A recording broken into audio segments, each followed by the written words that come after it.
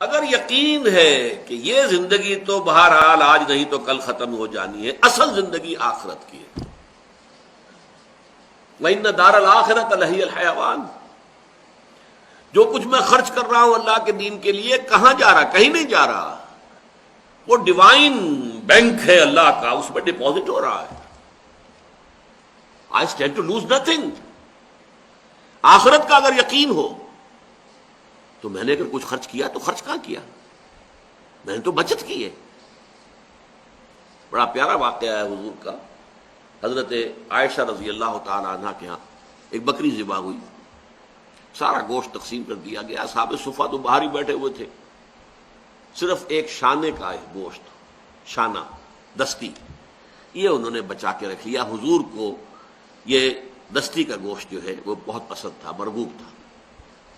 حضور آئے، پوچھا ما بقی منہا، اس بکری میں سے کیا بچا؟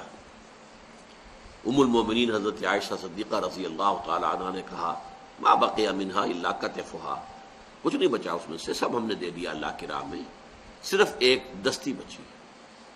اب جواب سنیے حضور کا، بقیہ کلھا الا کتفھا، پوری بکری بچ گئی ہے سوائے اس دستی کے جو ہم کنزیوم کر لیں گے، یہ تو ہم کھا لیں گے نا، جو ہم نے کھا لیا وہ کنزیوم ہو گیا، لیکن جو دے دیا اللہ کے راستے میں وہ ہے بچت۔ اصل میں یہ ہے جو زمین و آسمان کا فرق واقع ہوتا ہے ایمان بالآخرت کے حوالے سے، ویلیوز ہی بدل جاتی۔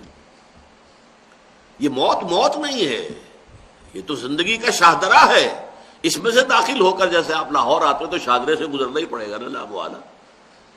اسی طریقے سے دلی کے بھی مشرق میں ایک شاہدرہ تھا، یو پی سے جو بھی آتا تھا اس شاہدرہ سے گزر کر ہی شاہدرہ کا مطلب ہے بہت بڑا دروازہ، شاہی دروازہ، شاہدرہ۔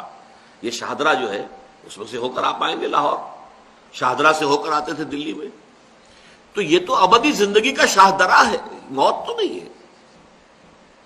موت ایک زندگی کا وقفہ ہے، یعنی آگے بڑھیں گے دم لے کر۔